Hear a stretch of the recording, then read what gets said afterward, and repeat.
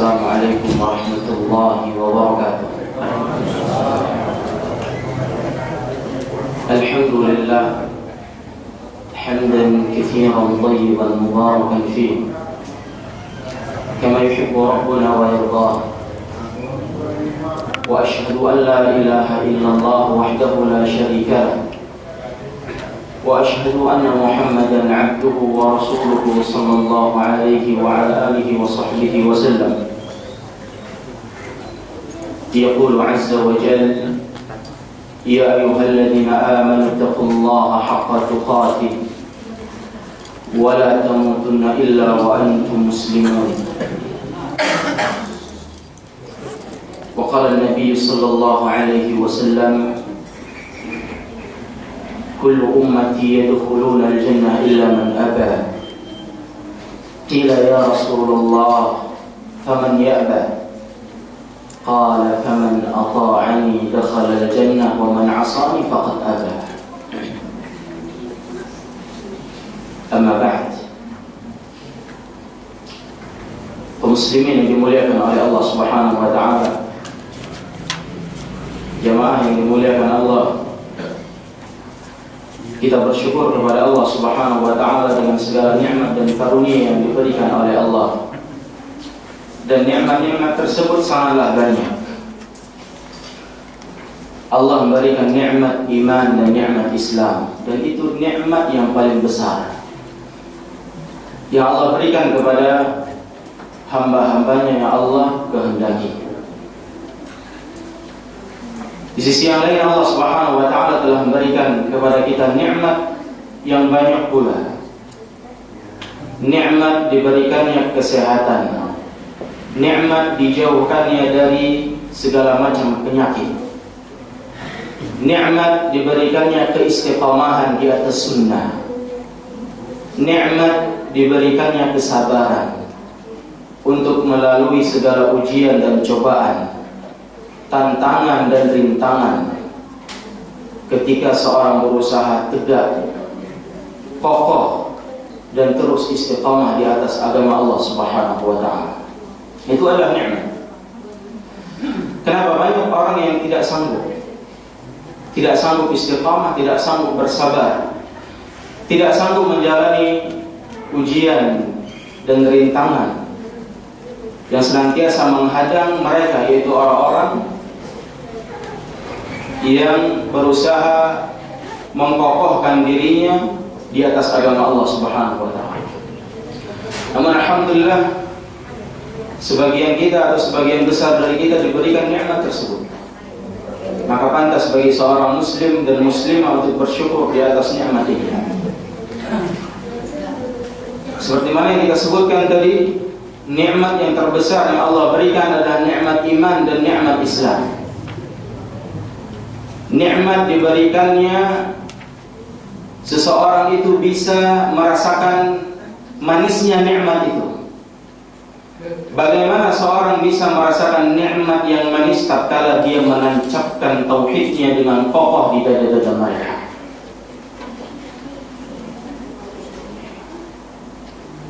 Barulah dia disebut sebagai seorang muslim yang setia, muslim yang sejati, yaitu muslim yang mentauhidkan Allah Subhanahu wa taala. Ketika dia mengkokohkan keislamannya, menjadi seorang muslim yang kuat di dalam menegakkan syariat Allah Subhanahu wa taala, maka dia akan merasakan manisnya iman. Maka pada pertemuan kita yang ringkas ini, bainal maghrib wal isya, kita akan membahas tentang prinsip pokok agama Islam, prinsip pokok dari agama kita. Dan ini penting sebagai landasan seseorang di dalam beragama dan tunduk kepada Allah Subhanahu wa taala. Para ulama menyebutkan tentang prinsip pokok-pokok agama Islam dengan acuan-acuan yang berbeda. Dan kita akan membahas dua prinsip di sini. Prinsip pertama, agama kita dibangun di atas at-tauhid. Dan prinsip kedua, agama kita dibangun di atas al-ittiba'. Prinsip pertama adalah tauhid, yaitu mengesahkan Allah Subhanahu wa taala. Dan prinsip yang kedua adalah al-ittiba', sungguh-sungguh mengikuti sunnah Nabi sallallahu alaihi wasallam dan kokoh di atasnya. Kita akan bahas dua prinsip ini, yang mana dia menjadi prinsip dasar pokok agama kita. Sehingga dengan ini seorang itu dia kokoh. Dengan ini seorang itu bisa istiqamah. Dengan ini seorang bisa tahu mana yang benar, mana yang salah. Dengan ini seorang bisa mengetahui mana yang mengikuti dalil-dalil yang benar, mana yang mengikuti hawa nafsu. Dan orang-orang yang berjalan di atas dua prinsip ini, dia akan kuat.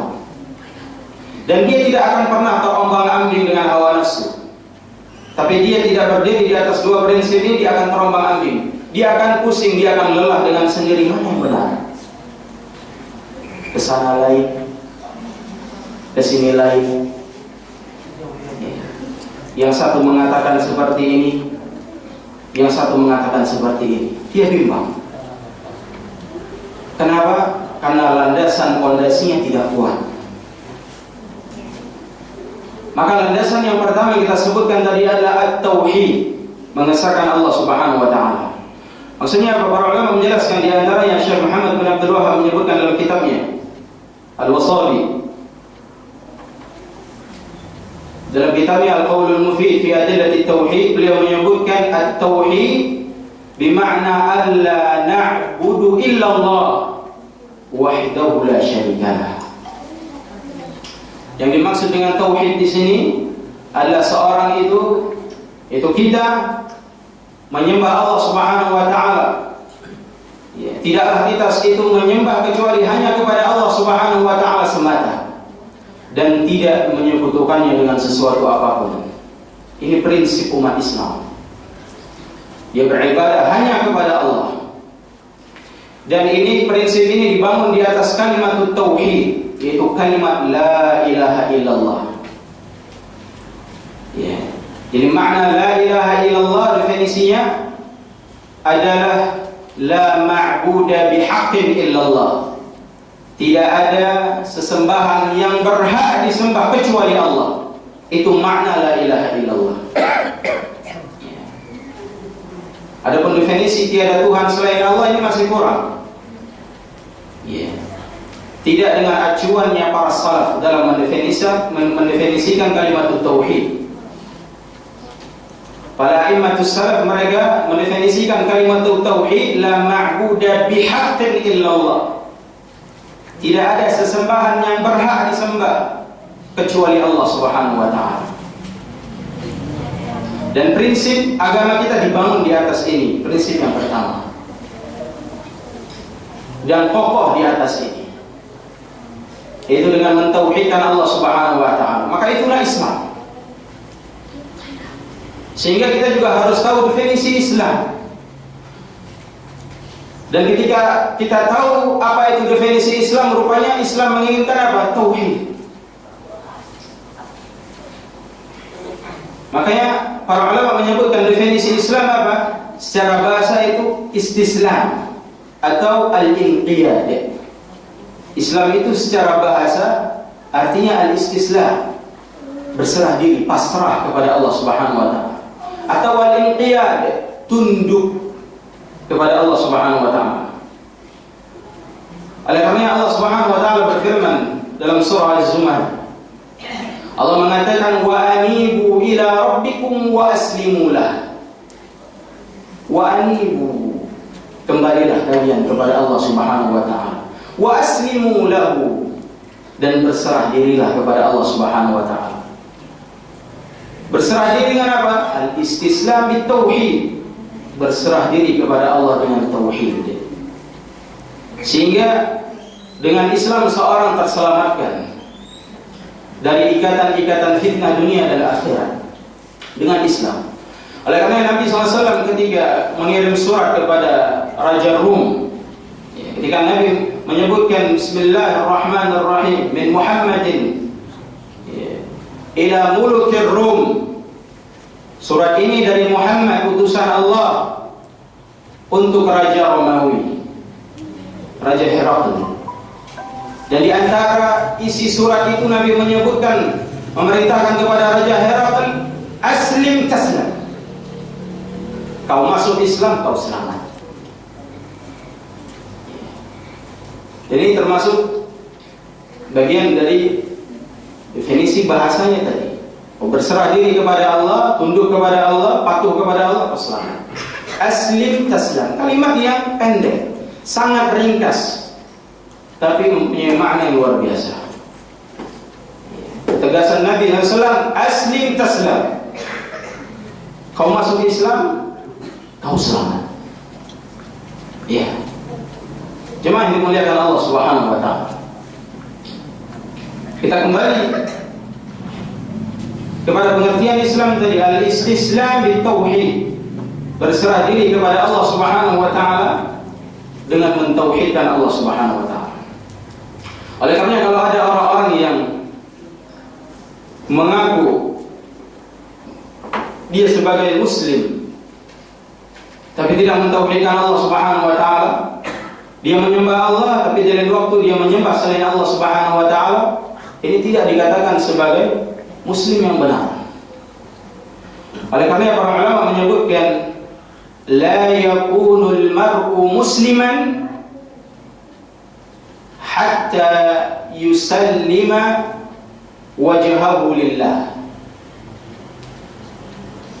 Tidaklah seorang itu dikatakan sebagai seorang muslim kecuali dia berserah diri kepada Allah Subhanahu wa taala. Itu artinya mentauhidkan Allah. Dan disambung wadzalika bitauhid, dan berserah diri kepada Allah Subhanahu wa taala itu dengan tauhid. Wa mutaba'at Rasul sallallahu alaihi wasallam. Yang dikatakan seorang muslim itu dia berserah diri kepada Allah dengan tauhid dan mengikuti jejak Nabi sallallahu alaihi wasallam dalam ibadah, dalam muamalah, dalam akhlak dan lain sebagainya. Jemaah yang dimuliakan oleh Allah Subhanahu wa taala. Maka tauhid di sini, tauhid yang diinginkan di sini adalah bagaimana seorang itu mengesahkan Allah Subhanahu wa taala dalam sesembahan, dalam penyembahan. Bukan hanya sekedar mengakui Allah sebagai Sang Pencipta. Bukan hanya sekedar mengakui Allah sebagai Zat yang memberi rezeki. Bukan hanya sekedar mengakui Allah Subhanahu wa taala Zat yang menghidupkan, yang mematikan. Tidak cukup itu. Kenapa? Karena orang kafir musyrikin mengakui itu. Mereka mengakui Allah yang mengatur, Allah yang menurunkan hujan, Allah yang menciptakan dan mematikan, Allah yang memberi rezeki. Orang-orang kafir mengakui itu. Namun pengakuan itu tidak memasukkan mereka ke dalam Islam. Kenapa? Karena inti dari tauhid adalah tauhid uluhiyah. Ketika mereka mentauhidkan Allah Subhanahu wa taala dalam beribadah hanya kepada Allah Subhanahu wa taala, bukan hanya pengakuan. Sehingga Allah mengatakan, ya, wala in sa'altahum man khalaqa as-samawati wal ardh la yaquluna Allah. Kalau kalian mencoba ingin tanya kepada mereka, yaitu kafir Quraisy, orang-orang musyrikin, ya, man khalaqa as-samawati wal ardh, tanya sama mereka siapa yang menciptakan langit dan bumi, niscaya mereka akan mengatakan Allah yang menciptakannya. Tapi tetap walaupun demikian Nabi SAW memerangi mereka. Kenapa? Mereka tidak mau beribadah kepada Allah Subhanahu wa taala. Maka inti dari tauhid bagaimana kita menyembah Allah Subhanahu wa taala dengan benar. Makanya Syekhul Islam Muhammad bin Abdul Wahhab beliau menyebutkan al-istislam bit-tauhid wal-inqiyad lahu bit-ta'ah wal bara'atu min asy-syirki wa ahli. Jadi Islam itu berserah diri kepada Allah dengan tauhid dan tunduk kepada Allah dengan ketaatan-ketaatan, melaksanakan ketaatan-ketaatan kepadanya. Wal bara'ah minasy-syirk, dan berlepas diri dari kesyirikan. Wa ahlihi, dan pelakunya. Dan seorang muslim memang harus berlepas diri dari kesyirikan. Dan dia juga berlepas berlepas diri dari pelaku kesyirikan. Jangan berteman dengan orang-orang berbuat syirik. Jangan jadikan orang-orang kafir sebagai teman dekatnya, nggak boleh. Cinta mencintai dengan orang kafir nggak boleh. Kenapa mereka harus berok? Ya, menjauh, berlepas diri dari mereka. Ya kalau hanya sekedar kenal nggak masalah. Tapi kalau menjadikan dia sebagai qarib, teman dekat. Kenapa? Karena kalau sudah demikian ada 1-2 hal yang akan dia benarkan dari temannya tersebut. Kalau sudah timbul rasa kecintaan kepada mereka, maka bawa kepada kesyirikan dan pelakunya. Jemaah dimuliakan oleh Allah Subhanahu wa taala. Maka Islam dibangun di atas fondasi ini. Sudah benarkah ibadah kita kepada Allah Subhanahu wa taala? Maka ada orang mengatakan saya muslim, tapi kau masih datang ke dukun. Anda muslim, Anda pakai jimat. Anda muslim, Anda ngantar sesajen. Anda muslim, Anda masih percaya dengan orang pintar. Anda muslim, Anda percaya dengan ritual-ritual kesyirikan. Maka ini bertentangan dengan Islam. Bertentangan dengan Islam. Dia harus melepaskan semua ikatan-ikatan penghambaan kepada selain Allah Subhanahu wa taala. Karena kita hanya budak Allah Subhanahu wa taala. Bukan budak jin, bukan budaknya manusia. Dan seorang itu dia hanya memberikan rasa takutnya kepada Allah Subhanahu wa taala. Dan tidak pantas bagi seorang muslim untuk takut kepada selain Allah Subhanahu wa taala. Takut dengan ancaman. Ya. Takut dengan perkara yang diandai-andaikan. Kalau begini ya gimana? Kalau sekiranya nanti seperti ini ya gimana? Ditakut-takuti. Kalau nanti naik presiden yang kafir gimana? Kalau nanti naik presiden yang fasik gimana? Tidak usah takut.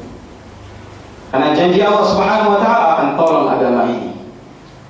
Maka orang-orang yang bertauhid dia akan nampak mana orang yang gelisah, mana orang yang tetap bertawakal kepada Allah. Karena itu janji Allah, inna lanansuru rusulana walladzina amanu fil hayatid dunya wa yawma yaqumul ashhad. Tidakkah kita percaya dengan ini? Inna lanansuru rusulana. Allah memberikan nun taukid dan lam taukid di situ. Sungguhnya kami benar-benar akan menolong Rasul-Rasul kami dan orang-orang yang beriman dalam kehidupan dunia. Maka tidak perlu takut. Wa yawma yaqumul ashhad. Sampai hari di mana manusia akan dipersaksikan oleh Allah Subhanahu wa taala di padang mahsyar. Akan ditolong oleh Allah. Maka kita akan bisa membedakan mana orang-orang yang tauhidnya lurus tidak. Itu dengan amalan mereka, dengan keyakinan mereka.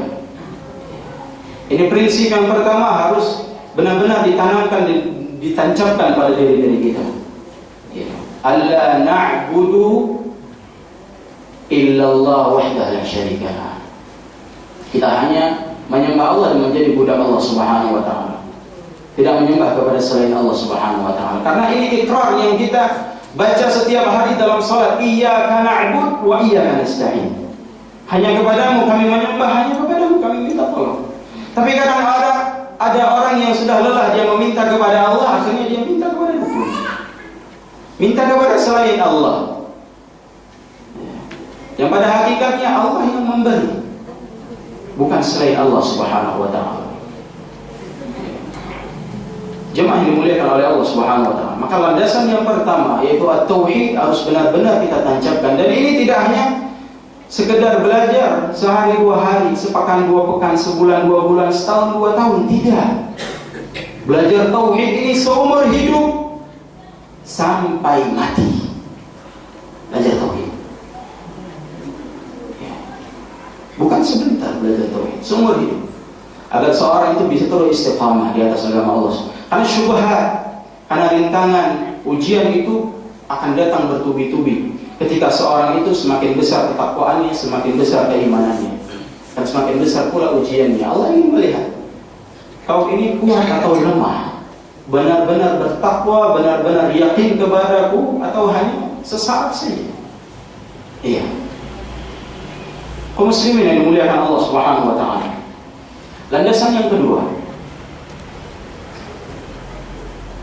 Landasan yang kedua yaitu kita sebutkan tadi al-ittiba. Mengikuti. Mengikuti siapa? Mengikuti Rasulullah sallallahu alaihi wasallam. Ini landasan, ya, prinsip pokok agama kita yang kedua.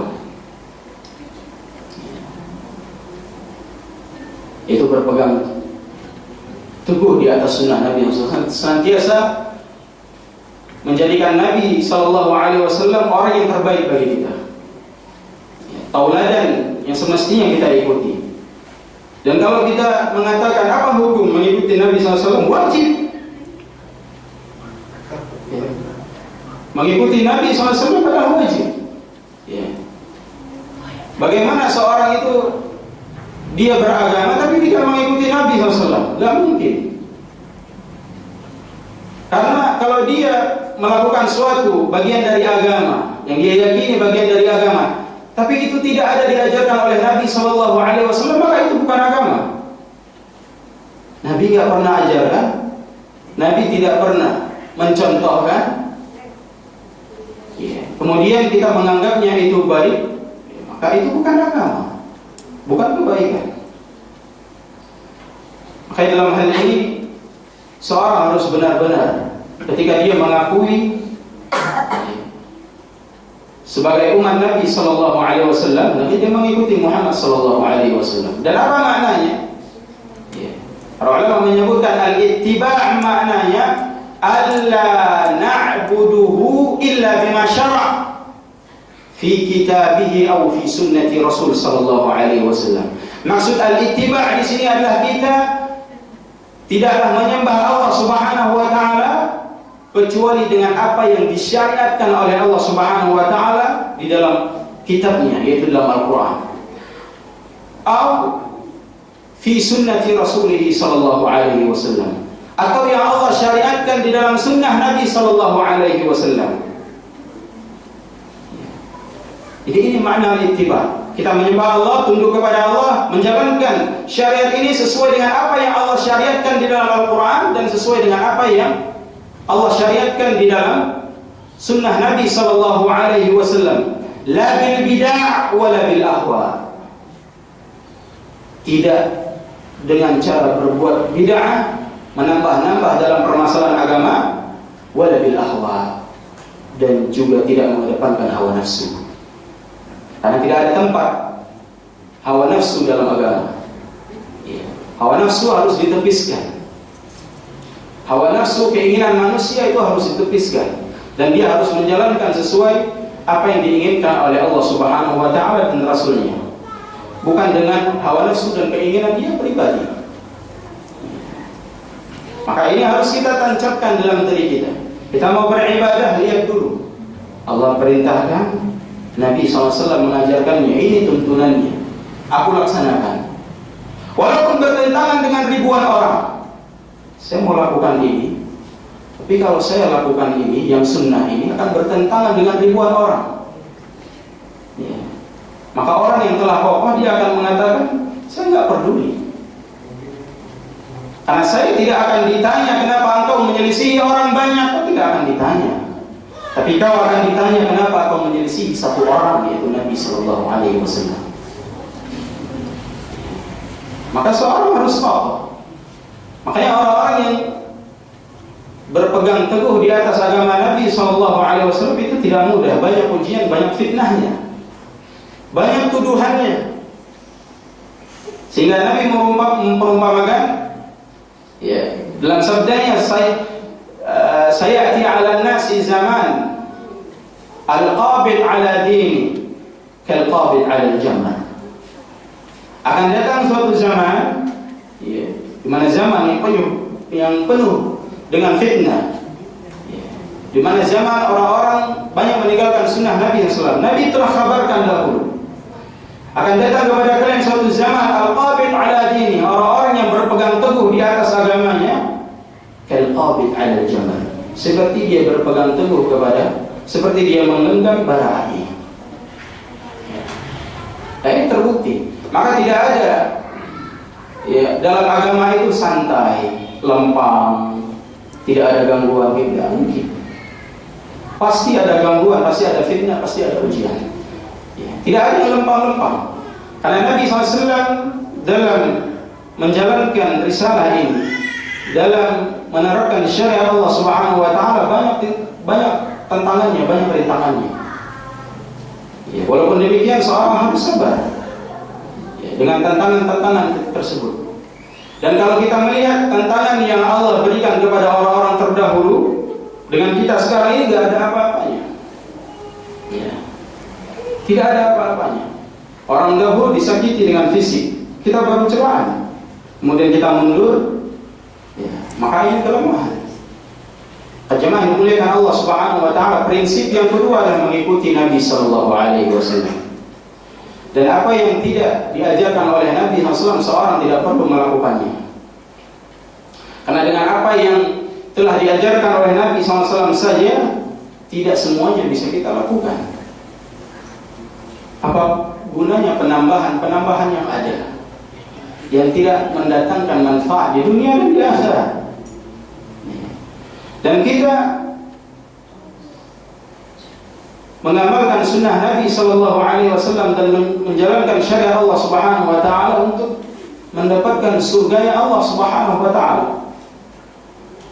untuk mendapatkan surga yang dijanjikan oleh Allah dan Rasulnya.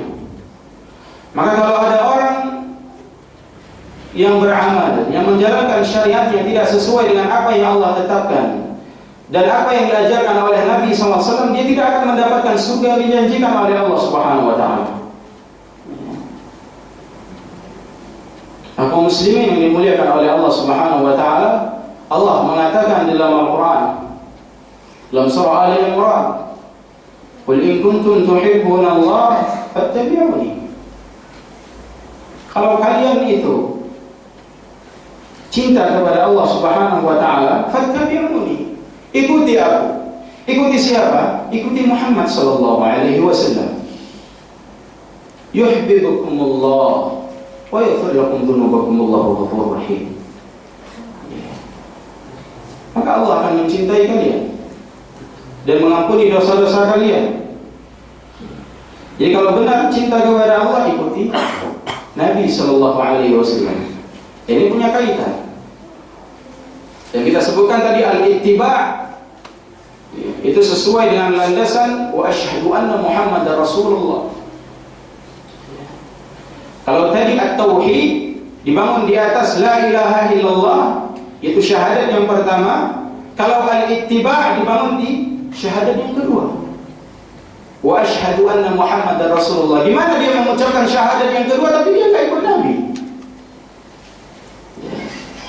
Dan orang yang seperti ini kita nggak tahu jalan pemikiran yang seperti apa, kita nggak tahu.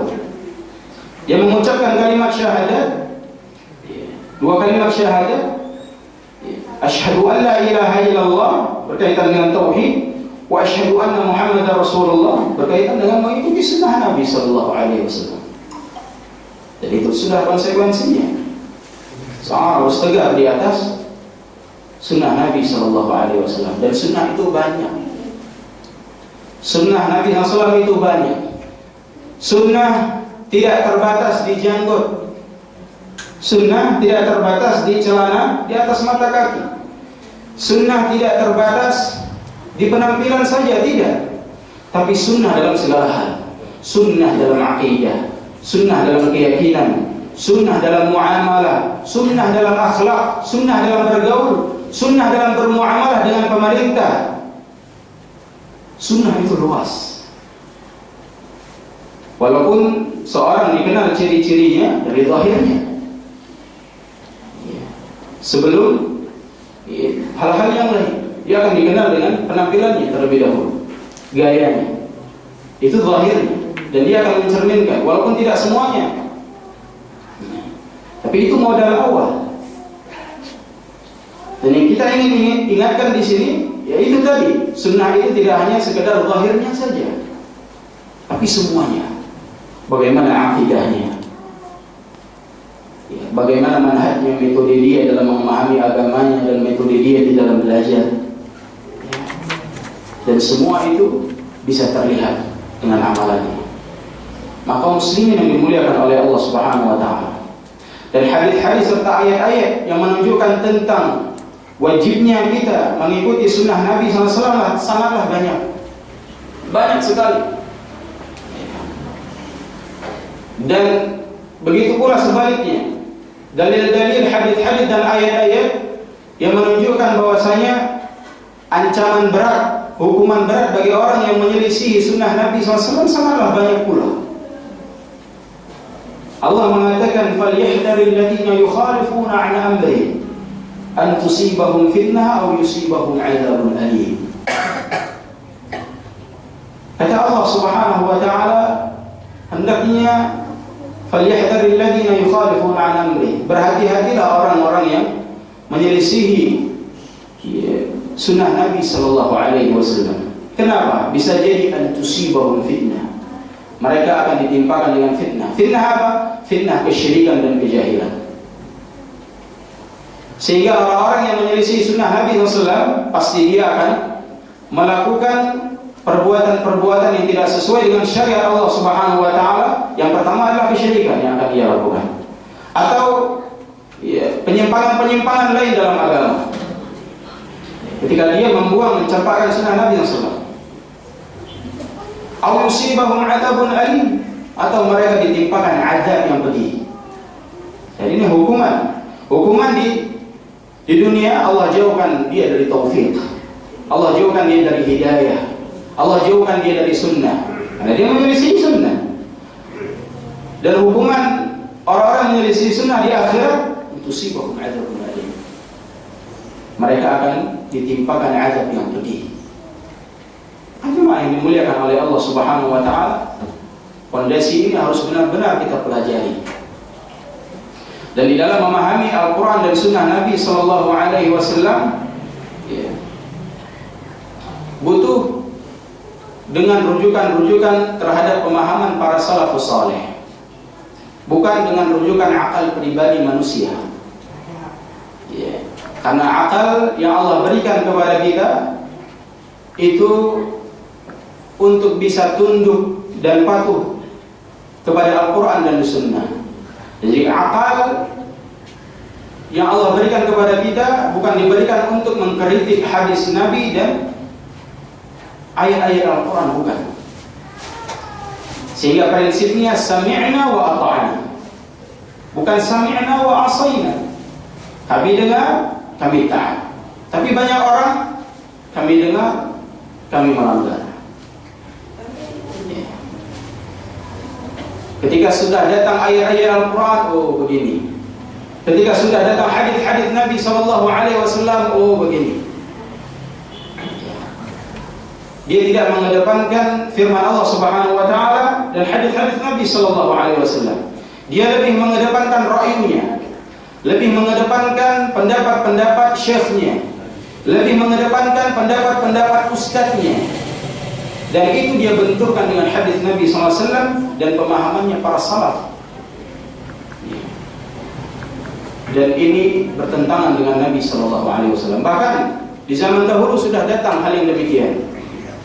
Ketika datang seorang pemuda kepada Umar bin Al-Khattab, kepada salah seorang sahabat Nabi, saya lupa namanya, dan dia mengatakan tentang permasalahan sunnah dalam ibadah. Orang ini mengatakan ketika sahabat ini menerangkan kepada dia bahwasanya Nabi menerangkan hal ini demikian dan demikian sunnahnya. Kemudian dia mengatakan qala Abu Bakar wa qala Umar. Dia mengatakan, tapi Abu Bakar ngomong begini. Kemudian aku mendengar Umar ngomong begini. Artinya apa? Dia ingin membenturkan apa yang dikatakan oleh Nabi dengan perkataan Abu Bakar dan Umar. Maka sahabat ini mengatakan, aku takut. akan diturunkan hujan batu kepada kalian karena aku mengatakan qala Rasul, kalian mengatakan qala Abu Bakar wa Umar. Itu level Rasul SAW dengan sahabatnya. Tidak salah saya Ibn Abbas yang mengatakan itu, yang mengatakan kalian akan diturunkan hujan batu ketika kalian melaga-laga antara ucapan Nabi SAW dengan yang lainnya. Sekarang terjadi juga demikian. Ketika ada seorang mengatakan sunnahnya itu seperti ini, hadisnya ini, dia mengatakan oh tidak, ya, guru saya mengatakan demikian dan dia ahli di bidangnya. Ketika padahal sudah jelas burhannya, penjelasannya. Dan ini Allah terangkan dalam Al-Quran. Allah mengatakan wa man yushaqiqir rasul min ba'di ma tabayyana lahu al-huda wa yattabi' ghayra sabilil mu'minin nuwallihi ma tawalla wa nuslihi jahannam wa sa'at masira. Allah mengatakan wa man yushaqiqir rasul, orang yang menentang Rasul sallallahu alaihi wasallam min ba'di ma tabayyana lahu al-huda, setelah jelas baginya petunjuk. Ini Qur'annya, surah ini ayat sekian. Min ba'di ma tabayyana lahu al-huda, setelah jelas baginya petunjuk. Ini hadisnya, ini rujukannya. Oh enggak, pendapat saya begini, pendapat saya begini, pendapat ustaz saya begini. Min ba'di ma tabayyana lahu al-huda, setelah jelas baginya huda, petunjuk. Wa yattabi' ghayra sabilil mu'minin, dan dia mengikuti jalan yang lain, jalan orang-orang lain yang ia idamkan. Nuwallihi ma tawalla, kami akan palingkan dia. Sehebat apapun dia, kami akan palingkan dia. Karena tidak mungkin kecerdasan seseorang itu mengalahkan Al-Quran dan Sunnah Nabi SAW, tidak akan mungkin selama-lamanya. Secerdas apapun dia tidak akan bisa mengalahkan kebenaran Al-Quran dan Sunnah. Karena zaman harus mengikuti Al-Quran dan Sunnah, bukan Al-Quran dan Sunnah harus mengikuti zaman. Itu terbalik. Nuwallihi ma tawalla, kami akan palingkan dia. Wa nuslihi jahannam, dan kami akan masukkan dia ke dalam jahannam. Di dunia Allah akan palingkan, di akhirat hukumannya Allah akan masukkan ke dalam neraka. Wa sa'at masira, neraka itu tempat kembali yang paling buruk. Dan ini hukuman bagi orang-orang yang menyelisihi al-ittiba' tadi. Karena prinsip kita, prinsip Islam yang kedua adalah ittiba', yaitu la na'buduhu illa bima syara'. Kita tidak menyembah Allah Subhanahu wa taala illa bima syara', kecuali dengan apa yang Allah syariatkan fi kitab, dalam Al-Qur'an, atau fi sunnati rasulih sallallahu alaihi wasallam. Kita tidak beribadah kepada Allah kecuali dengan apa yang Allah syariatkan di dalam sunnah Nabi sallallahu alaihi wasallam, la bil bid'ah wa la bil ahwa.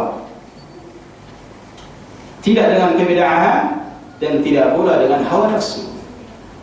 Betapa banyak sekarang ritual-ritual ibadah itu dibangun di atas hawa nafsu. Ya, mereka menerka-nerka bahwasanya hal ini baik. Kenapa? Karena mereka, prinsip mereka tidak beribadah sesuai dengan kemauan Allah dan Rasulnya, tapi sesuai dengan anggapan mereka bahwasanya ini baik. Dan itu belum tentu baik di hadapan Allah Subhanahu wa taala, dan itu tidaklah dikatakan sebagai amalan yang saleh. Karena ukuran amalan saleh itu bercocokan dengan Al-Quran dan Sunnah, bercocokan dengan Al-Quran dan petunjuk Nabi sallallahu alaihi wasallam.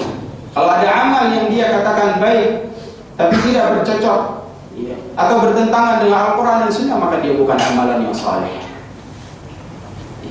Dan dua prinsip ini yang terakhir, jemaah dimuliakan Allah Subhanahu wa taala. Prinsip pertama adalah tauhid, prinsip kedua adalah ittiba'. Prinsip inilah yang akan membuat seorang itu diterima atau tidak amalannya. At-tauhid ini berkaitan dengan keikhlasan, dan al-ittiba' ini berkaitan dengan mutaba'atul Rasul. Karena syarat diterimanya ibadah itu dua. Kita tahu, ikhlas dalam beramal dan beramal sesuai dengan petunjuk Nabi SAW. Harus ada kedua-duanya dalam satu amalan. Tidak boleh hanya satu saja. Oh, saya ikhlas, sudah cukup, tidak perlu mutaba'ah, tidak bisa. Atau dia sudah mengikuti sunnah Nabi SAW tapi tidak ikhlas, tidak bisa juga. Dua-duanya harus ada dalam amal, ikhlas dan mutaba'ah. Kalau hanya satu saja, maka tidak diterima oleh Allah Subhanahu wa taala.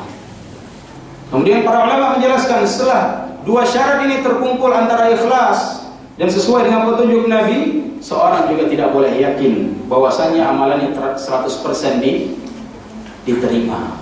Tapi dia juga harus berdoa kepada Allah, meminta agar amalannya diterima. Karena timbangan keikhlasan itu hanya Allah Subhanahu wa taala yang tahu kemurniannya.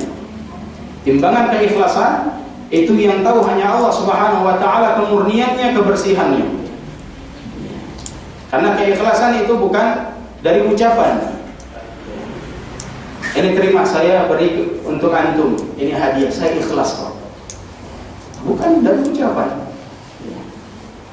Maka para ulama menasihatkan agar seorang itu senantiasa berdoa kepada Allah agar amalannya diterima oleh Allah Subhanahu wa taala. Dan itu yang diajarkan Nabi. Nabi senantiasa berharap, Allahumma inni as'aluka ilman nafi'a wa rizqan thayyiba wa amalan mutaqabbala. Ya Allah, aku bermohon ilmu yang bermanfaat, rezeki yang halal, amalan yang diterima. Nabi saja minta agar amalannya diterima. Maka kita yang sudah berusaha untuk ikhlas, berusaha untuk mengikuti Nabi SAW, masih ada satu poin lagi, yaitu berdoa semoga amalannya diterima oleh Allah Subhanahu wa taala. Dan jangan merasa amalannya telah diterima. Ya, tidak ada seorang itu yang bisa tahu amalannya diterima atau tidak. Tidak ada yang tahu. Jemaah yang dimuliakan oleh Allah Subhanahu wa taala, semoga dua prinsip ini bisa kita dalami, kita pelajari lebih dalam, agar seorang itu bisa kokoh dan sabar di atas agama Allah Subhanahu wa taala, benar-benar mengikuti syariat Allah Subhanahu wa taala dengan kejujuran. Bukan dengan kejujuran, keberanian dan siap menghadapi segala-galanya rintangan tersebut. Tidak boleh seorang itu bersembunyi, tidak boleh seorang itu menyembunyikan, tidak jujur dalam beragama, tidak boleh. Takut, malu dan sebagainya. Jadi harus tampakkan, wa ana minal muslimin. Ini bagian dari orang-orang pejuang-pejuangnya, orang muslim, orang-orang yang kokoh di atas agama Allah Subhanahu wa taala. Ini yang mungkin bisa kita sampaikan. Sallallahu ala nabiyina Muhammad wa ala alihi wa sahbihi wa sallam. Assalamualaikum warahmatullahi wabarakatuh.